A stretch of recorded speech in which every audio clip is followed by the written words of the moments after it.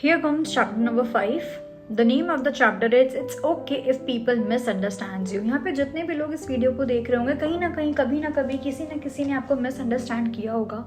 It can be personal life, professional life, friends, college, school में बच्चों के साथ भी सारी चीज़ें होती हैं. जब आप बोलते कुछ और हैं, सामने वाला समझता कुछ और है. It's all about perspective. Buddha was once delivering a sermon in a little town where hordes had gathered to listen to him. Before ending, he spoke a few enlightening words. Arise, it is time to wake up, for your precious hours are passing by. When his sermon was over, he retired to his own dwellings. An hour later, he stepped out aware that a large number of people were patiently waiting to catch a glimpse of him. That being done, and having blessed them all, he went on his way. While he was walking, he met a woman who came running towards him and bowed down in utter reverence. Then she said, "Oh Lord, I am a dancer and I had a performance scheduled, about which I had completely forgotten. But you all knowing, and when you spoke the ominous words, 'Arise, it is time to wake up, for your precious hours are passing by,' I remembered my commitment. I cannot thank you enough." Gently smiling, Buddha blessed her and continued on his way. इस chapter में बुद्धा क्या कर रहे हैं, वो सिर्फ आपको याद दिला रहे हैं कि एक टाइम ऐसी चीज है जो किसी की वेट नहीं करता. आपको टाइम को वैल्यू देना पड़ेगा अगर आप अपने लाइफ में कुछ करना चाहते हैं. If you want people to value you, you should value time. आप अपने कमिटमेंट को भूल नहीं सकते हो. लाइफ में बहुत सारी चीजें करनी होती है, इसीलिए हम टू डू लिस्ट भी बनाते हैं. जब Buddha was giving a sermon तो लोग उनको बहुत ध्यान से सुन रहे थे, उनकी ब्लेसिंग्स लेने के लिए वेट कर रहे थे. एंड बुद्धा अपना सरमन पास करते, फिर वो वहां से चले जाते. रास्ते में वो बहुत लोगों से मिलते, जिसमें वो सबसे पहले एक लेडी से मिले थे. वो डांसर थी, उसका कमिटमेंट था कि उसको कहीं पे जाके शो करना है. उसका परफॉर्मेंस शेड्यूल था, बट वो भूल गई. जब उसके कानों में एक आवाज आती, "Arise, it is time to wake up, for your precious hours are passing by," तो वो बहुत खुश हो जाती है, थैंकफुल होती है बुद्धा के लिए, एंड सेड कि मैं भूल गई थी बट मुझे वो काइंड वर्ड सुन के याद आ गया. He had barely walked a little ahead when a man approached him. Having touched his feet, the man said with great reverence, "I know you never judge anyone, so I must confess my truth to you." हर इंसान से मुझे बस thought आया, हर इंसान से अपने life में कोई ना कोई गलती होती है. कोई गलती होती है जिससे हम माफ़ी मांग लेते हैं सामने वाले से जाकर, बट बहुत सारी गलतियां ऐसी भी हो जाती जिसके कारण हम सामने वाले को जाकर सॉरी नहीं बोल पाते. It's okay. एनर्जी लेवल पे we all are same. Energy level पे आपको हर एक सिन के लिए इंटेंशनली अनइंटेंशनली आपसे जो भी गलतियां हुई हैं, आपको डेली फॉरगिवनेस प्रेयर करनी चाहिए before you sleep. It will release all your bad karmas. I won't say खत्म हो जाएगा, बट कहीं ना कहीं वो थोड़ा सा कम हो जाएगा. ठीक है. और जैसे ये इंसान बुद्धा के सामने बोलता है कि जैसे बुद्धा कभी किसी को जज नहीं करते थे, वैसे अगर आपके लाइफ में गुरु है तो आप उनके सामने भी अपनी गलतियां कन्फेस कर लेते हैं तो ऊपर वाला आपको माफ कर देता है. बिकॉज कन्फेस करना बहुत इंपॉर्टेंट होता है, गलती को एडमिट करना बहुत इंपॉर्टेंट होता है. आप सीना चौड़ा करके नहीं बोल सकते मैंने नहीं किया. इवन दो आपका जो इनर चाइल्ड है वो जानता है कि आपसे गलती हुई है. It's okay to make a mistake. It's okay that people will judge you. It's okay that people will misunderstand you. ऐसा बहुत बार होगा कि लोग आपसे रूठ कर चले जाएंगे, लोग आपको देखकर मुंह बनाएंगे, लोग आपके बारे में बुरा भला कहेंगे, लोग आपके बारे में गॉसिप करेंगे. Let them do whatever they are doing, because वो अपनी जर्नी पे चल रहे हैं और हम अपनी जर्नी पर चल रहे हैं. For months, I have been eyeing the home of a wealthy man, which I have been intending to break in and steal from. Today, I saw him alone with his family attending your discourse. I also overheard his telling his wife that they were traveling to another town. Thereafter, listening to their final words, "Arise, it is time to wake up, for your precious hours are passing by," I knew you had given me the signal to proceed. I am sure I will succeed in my mission. And if I find a tiny sum of money, I will quit stealing forever. Before Buddha could say anything, the man took to his heels. As Buddha continued on his walk, the word spread that he was passing by and people poured out in large numbers to catch a glimpse of him. It's like Premanand जी महाराज जब सुबह ब्रह्म मुहूर्त में निकलते हैं तो कितने लोगों की भीड़ रहती है ना उनका ग्लिम्स लेने के लिए. वही वाली चीजें आप विजुअलाइज कर सकते हो. Seeing a large crowd following him, he decided to walk back to his dwellings. No sooner that he turned back, that a well-dressed old man who seemed fairly affluent came running towards him. Prostrating himself at his feet, the man said, "Oh Lord, all my life I ran after material things, chasing money, gold, silver, property, immoral things and other vices. But your discourse today opened my eyes. Particularly when you made the statement, arise, it is time to wake up for your precious hours were passing by. इससे आपको ये भी समझना चाहिए, एक तो आपको confess कर लिया आपने अपने गुरु के सामने अपनी गलतियाँ, दूसरा अपनी लाइफ में बहुत कुछ अचीव कर लिया बट फिर भी आप लाइफ को एंजॉय नहीं कर पा रहे हैं। आप जैसे टाइम कभी बैक नहीं जाता, लाइफ कभी बैकवर्ड कैलकुलेशन नहीं होता, हम पीछे नहीं जाते, हम बड़े ही होते हैं। वैसे ही अगर आपको लगता है कि मैं 40 की हो गई, 50 की हो गई, अभी भी मुझे नहीं पता है कि मुझे क्या करना चाहिए, then you are wasting your life. There are people who are doing tremendously good at the age of 50, 60, 70 and 80. Take out some people, अपनी चॉइस के लोगों को ढूंढो and take them as a source of inspiration for yourself. बहुत inspire करोगे, वो लोग आपको बहुत इंस्पायर करेंगे एंड जब आप अपनी लाइफ को चेंज करोगे तो आप दुनिया को इंस्पायर करोगे। I have not decided to shun a material life and walk towards nirvana. Buddha blessed the man and returned to his abode. अब कोई इंसान मिला वो चोरी करना चाहता है, उसके लिए भी जाओ, इट्स ओके। कोई इंसान अगर मटीरियलिस्टिक वर्ल्ड को त्याग कर मोक्ष प्राप्ति या मेडिटेशन या निर्वाणा की तरफ जाना चाहता है, वो भी चले जाओ। While he was resting, he could sense the acute of the discomfort of his disciples who had accompanied him on his walk and happened to witness all that had transpired.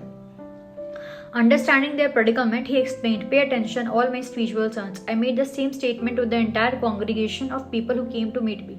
कोई चोरी करने वाला था, किसी को परफॉर्मेंस देना था, वो भूल गई, कोई मोह माया त्यागना चाहता था, तो बुद्धा का जो स्टेटमेंट था वो सेम था, वो चेंज नहीं हुआ। ये वही बात अपने डिसाइपल्स को बता रहे हैं। However, it meant different things to different people. बोलते हैं ना शब्दों का पावर ऑफ वर्ड्स। आप क्या बोलते हो सामने वाला समझता क्या है, आप अच्छा बोल रहे हो बट सामने वाला बुरा समझता है, तो वो उसका पर्सपेक्टिव है। However, it meant different things to different people. Each one interpreted it according to their own understanding, convenience and circumstances. I am repeating this statement. Each one interpreted it according to their own understanding, convenience and circumstances. आप सामने वाले को कुछ भी बोलोगे वो वही समझेगा जो वो समझना चाहता है, करेक्ट? उसका सिचुएशन, उसका विजडम, उसका नॉलेज, उसका अंडरस्टैंडिंग, उनका सर्कमस्टांसेस, उनकी कन्वीनियंस के हिसाब से। In life, this is exactly how it happens. It is not necessary that a person takes your words in the same sense as you have meant them. Buddha had nowhere mentioned in his discourse that one should go for a dance performance or breaks into someone's home or walk towards nirvana. उन्होंने किसी को कोई काम नहीं सौंपा था, कहीं कोई डिस्क्लोजर नहीं दिया था, उन्होंने सिर्फ एक सिंपल स्टेटमेंट बोला था एंड लोगों ने वैसा ही काम किया था अपनी कन्वीनियंस के हिसाब से, अपने कॉन्साइंस के हिसाब से। Your responsibility is limited to the words you speak. It doesn't extend to the understanding of the listener or the mindset which determines the meaning. They had it, they take it having heard the words. आपका काम है सही शब्दों का प्रयोग करना, सही शब्द बोलना। सामने वाला क्या समझेगा, क्या करेगा, उसको किस तरीके से लेगा, वहाँ आपकी रिस्पॉन्सिबिलिटी बिल्कुल भी नहीं है। What the listener understand depicts their own comprehension, their own wisdom, their own level of thinking, their own knowledge, जिसको हम पर्सपेक्टिव बोलते हैं। If we take a closer look at ourselves, it would be relevant that when we have differences with someone, it is about the fact that our thoughts and feelings do not match with that particular person. And we immediately go about trying to ensure that the person across us admits that we are right and they are wrong. Remember, no matter how hard we try, this doesn't always happen. आप जिस तरीके से सोचते हो सामने वाला उस तरीके से नहीं सोचता है, तभी आप देखते हो कि रिलेशनशिप में बहुत प्रॉब्लम आती है, पति पत्नी में आती है, सास बहू में आती है, ननद जेठानी देवरानी में आती है, आपके बच्चों के साथ आपकी प्रॉब्लम आती है, जनरेशनल गैप होता है क्योंकि थॉट्स अलग होते हैं। जिस तरीके से आपका बच्चा अभी जिंदगी को देखता है, आप उस तरीके से जिंदगी को नहीं देखते थे। आप जिस नजरिए से आज जिंदगी को देखते हैं उस तरीके से आपके माँ बाप जिंदगी को नहीं देखते थे। तो every person is different in a sense that their thoughts, feelings, upbringing, attitude always differ from the another person. It has been seen in many homes that despite quite a few things in common, the children of the family differ starkly from each other. एक माँ के 4 औलाद, तो क्या चारों same होते? अब एक नो। क्या चारों करियर में एक जैसा करते? अब एक नो। क्या चारों अमीर होते? अब एक नो। क्या चारों गरीब होते? अब एक नो। ये 5 उंगली भी सेम नहीं है, तो पर्सन कैसे सेम हो सकता है? Think about it. लाइफ बहुत सिंपल हो जाएगी. Therefore, imagine what can be said of the world and the possibility that they comprehend your words in such a manner that they are meant to be. The earlier you let go of this desire to be understood fully and completely, the happier you will be. अगर आप सोचोगे कि यार मैंने कुछ और बोला था, वो ऐसा सोच लेती, वो ऐसा समझ लेती, nothing is going to work. It's okay, सामने वाले को जो समझना है समझे।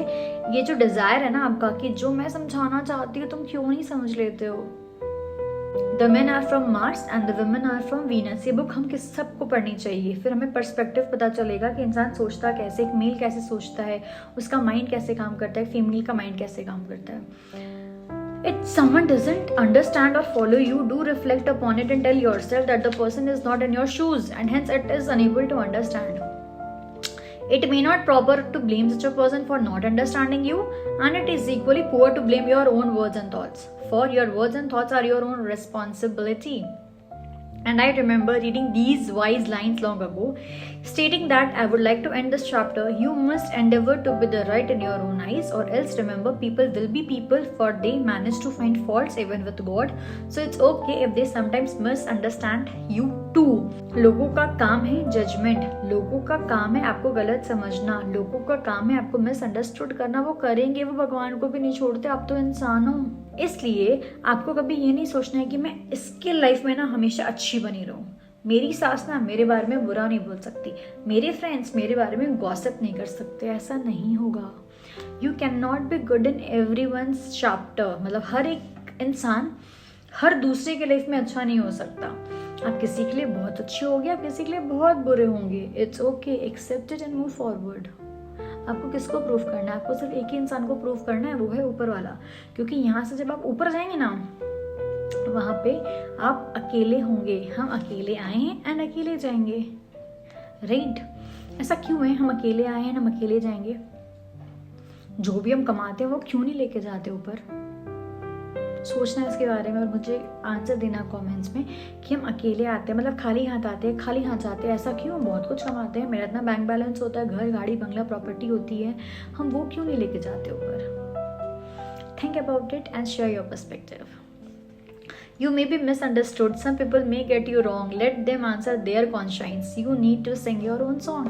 I am enjoying my own life. I am happy. I am blessed. I am playful. I am joyful.